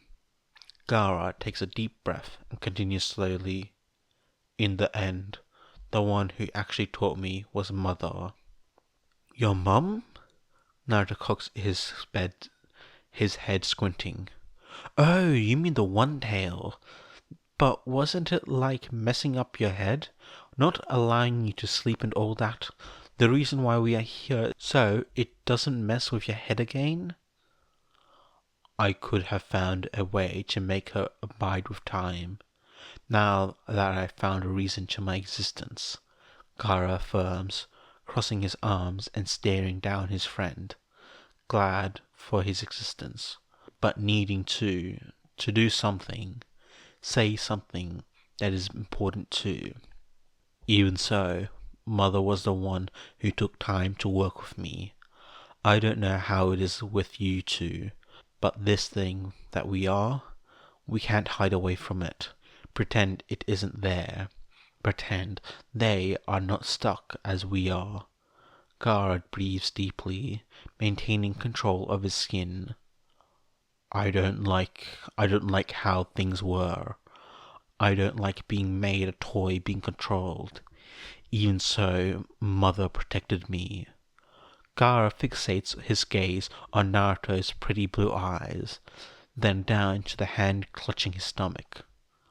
They are old. Maybe the Kyuubi can teach you something too. You'll be with that man. He may not teach you, but he wouldn't allow the Kyuubi to take over your will. Gaara smiles fondly. I bet your will is stronger than theirs anyway. Naruto snorts and chuckles. Believe it. As it is useless to stare at the sun, believing yourself to be stronger. Maybe for Gaara, it was also useless to find something to attach Naruto to Suna. His tokens were awkwardly accepted, but they didn't hold the necessary strength, and Gaara's efforts of a last-day tourism has proven to be disastrous when it became clear that Naruto at this point knew more of the streets of Suna than Gaara did. Suna Ambu walked close and in view of the passing ninjas, protecting the Kazekage and the visitor. Civilians flinch and sneer behind their scarves. Deciding to go inside one of the stores made one of the guards walk just behind them in plain view, scaring away the vendor and the other customers, if Gaara's proximity had not already done so.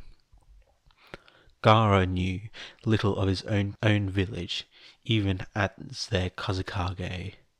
The afternoon brought forward the wise beyond the arrogant feeling of superiority to those below and around his feet, like father believed himself to be. Gaara hated every instance and would itch for blood if not for the comforting bright presence of his friend, obscuring the hatred, inviting Gaara in his excitement over the little things, guiding him through to the street as a dance. It made it easier to smile, if not to relax. Foul was the presence shadowing them, not Gaara but his friend. The Sennin followed just a street or roof behind. The Ambu was uncomfortable with their presence, but not unwilling. While Naruto admired the products from a textile vendor, I confirmed that it was due to how clear the man was ready to depart. His and Naruto's belongings were on him, time running faster than his sand indeed. "We should stop to eat something," Gaara says, with his eyes back in place and soft smile to Naruto-kun. "We should stop to eat something," Gaara says, with his eyes back in place and a soft smile to Naruto-kun. "How did you like the gurtel shol?" Gurtai... Is that the noodle soup one? Yes! Let's go eat gurtel soup. Naruto laughs brightly, holding Gaara's arm and tugging him to catch up. "Gurtai shall, Naruto-kun," Gaara says with a small chuckle. "Yeah, that. It's a noodle soup. Stop wasting time, let's go." The restaurant was a family one, with an older woman seemingly in control of everything. She was extremely eager to serve the Kazekage and his visitor. Gaara had his suspicions towards the old woman's attitude. Too many people had shown eagerness at the prospect of receiving favoritism from the Kazekage by befriending his younger heir or killing the unwanted weapon after a friendly approach. Allowing grains of sand to travel, he found two more with the woman. No reaction expected of a ninja and weak bodies. Gaara could end them in less than a second if needed. No, other ninja were waiting outside from his own entourage, and those living their life walking up and down like flies in the busy street. The restaurant was quaint, clean, with tasteful tapestries and clay plates decorating the walls, natural warm lights, and cooled from the outside temperature. A traditionalist architecture of proud heritage by his figure, together with father and grandmother over the main door. Gaara maneuvered them so he would not need to face the illustrations. No need to have a dead man's eyes on him. Naruto didn't seem to care much. "Ha! Gaara, your face is just over your head. Oh gods, that's amazing!" He kept laughing to Gaara's silent glee. The old woman, now by their table, sneers at Naruto, clearly not finding it half as amusing with a mistaken anger for Gaara's sake, opening her mouth to belittle his friend. Gaara didn't allow it.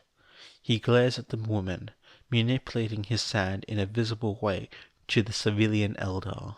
"My friend and I would like to order now." The woman clips her mouth shut, eyes wide, changing her demeanor as quick as she could, faltering and trying to catch herself, fixing her posture as much as her stiff back allowed, brightening back to her eagerness of serving the Kazekage. It was poorly done, enough to not look like an act, a mask being put on to please. It was more genuine. Gaara allows himself to relax minutely, and then tension rose again as the Konoha Sennin enters the restaurant, act in place as he walks in and looks around the empty place, spotting them with a large smile. "Naruto-kun, I found you. Good, good. Eating before going is a good call. Gaara-dono, Would it be acceptable if we shared this last meal? It would not. These were his last couple moments with his friend. A last shining ray of sun before a long cold night, and he had planned to bask in the glory in jealous solitude. Unfortunately, he also was expecting this from the moment he got inside the restaurant.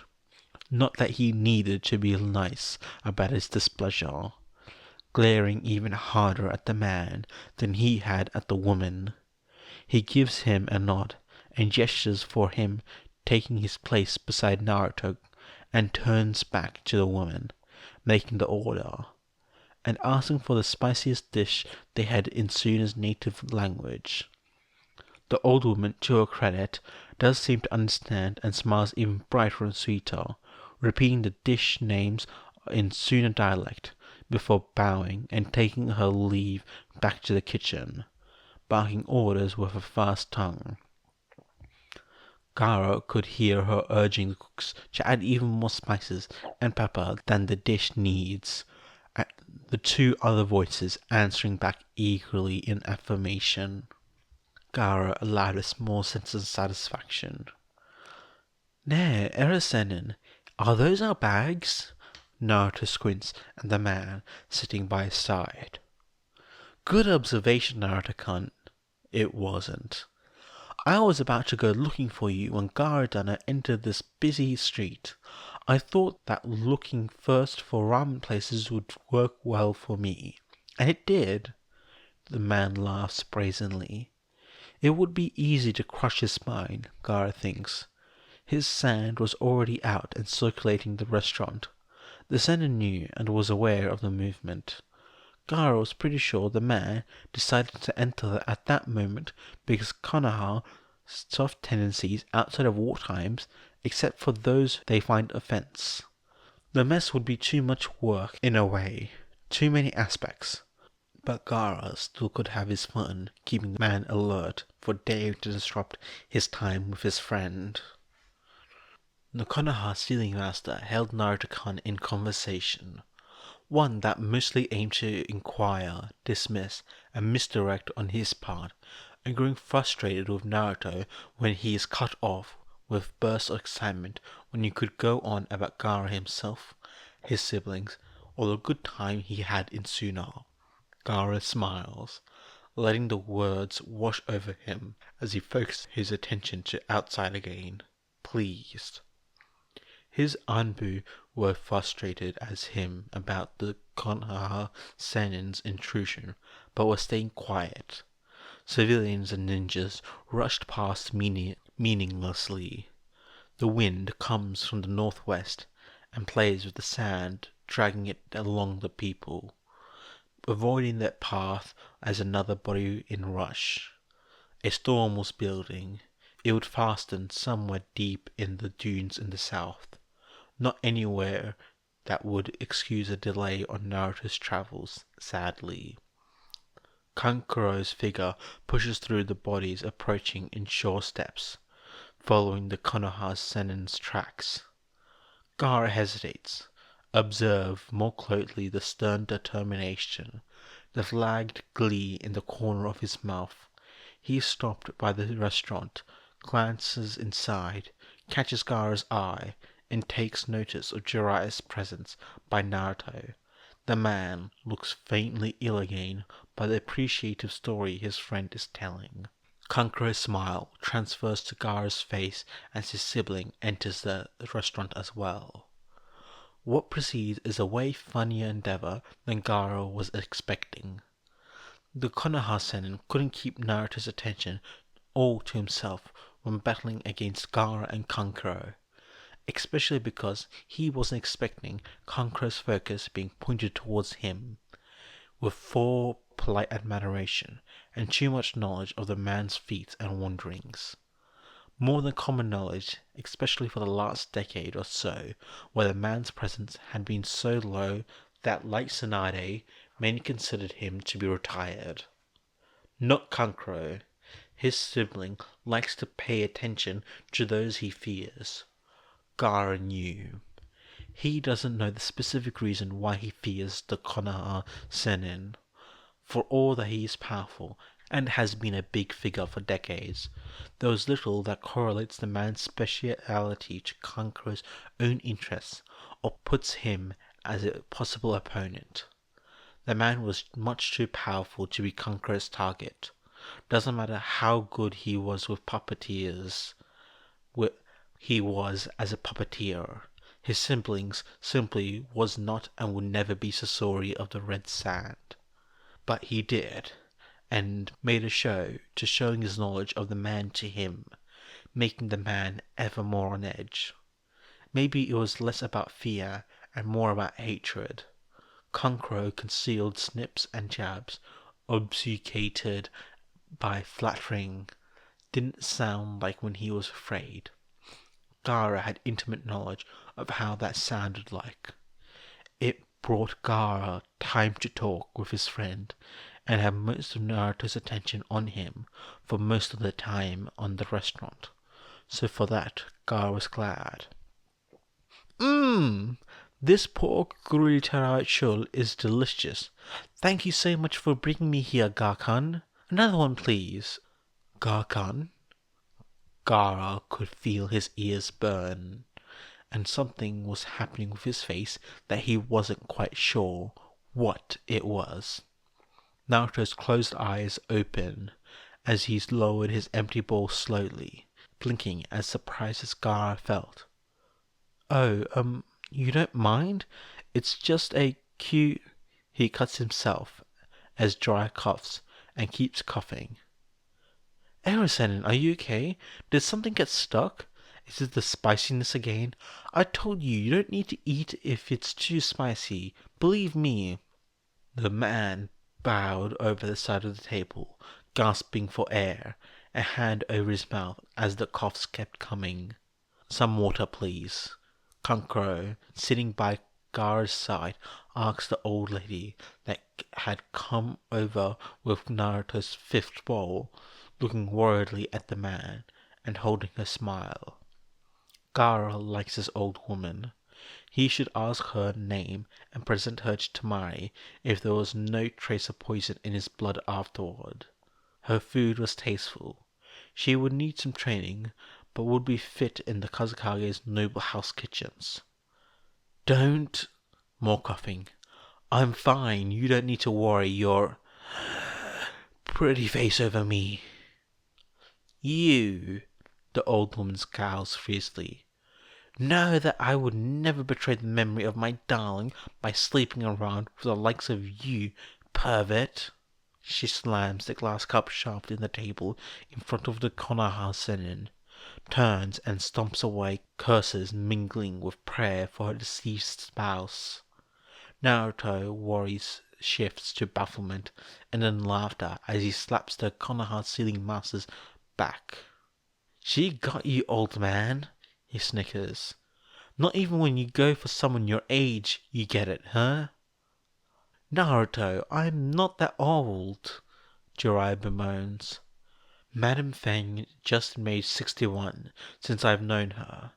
She is proud to share her anniversary with one of the Kazekage's noble family.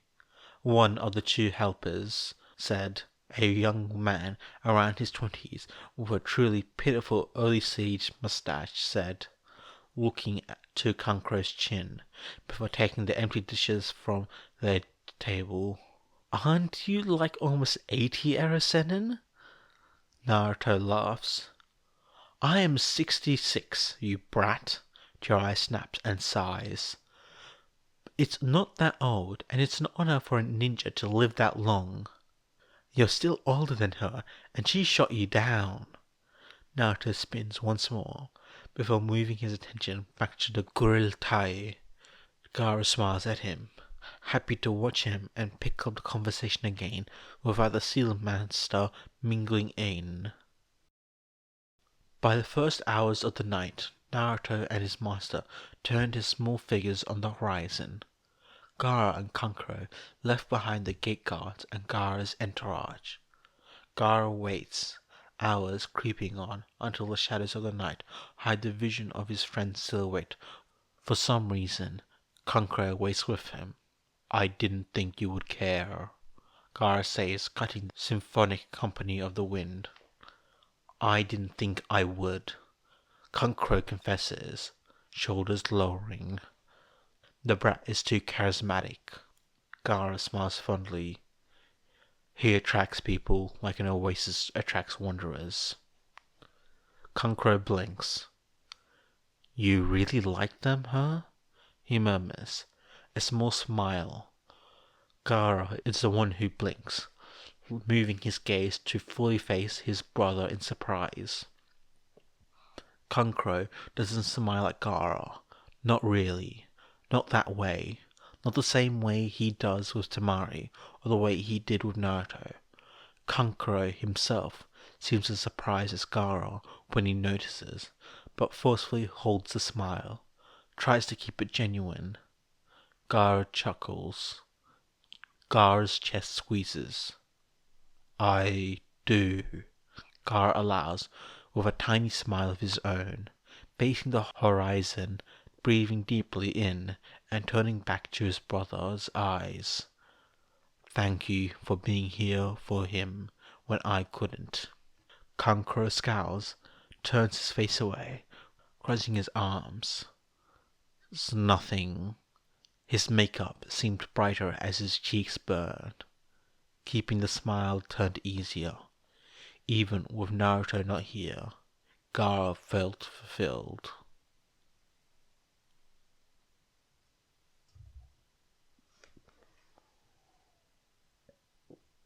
Hey fishies, this is the final part of Kazekage's Friend, which is also the final chapter. It's currently out in the It's Those People Problems. That's something to consider. I hope you really enjoy. This is a nice... I felt this is like... This is if this story feels like... Sorry. This story feels like your classic narrative style. There's a rising phase, the climax, and then the not the opposite of rising, not down rising, sinking, the decline, the steady decline to the end. So it felt good. It felt complete. It felt there's a beginning, problem, solution, end kind of story, which is, you know what, good. It's done good. It's basic, bare bones, but you know what? There's potential, and I want to see a lot more from Monric and see what they do with this concept further. Anyway, the full compilation of all the chapters in this series will be out maybe somewhere end of this year because all the compilations are my holiday specials, because you know what? I need a holiday as well. Anyway, I'll see you guys later. Bye!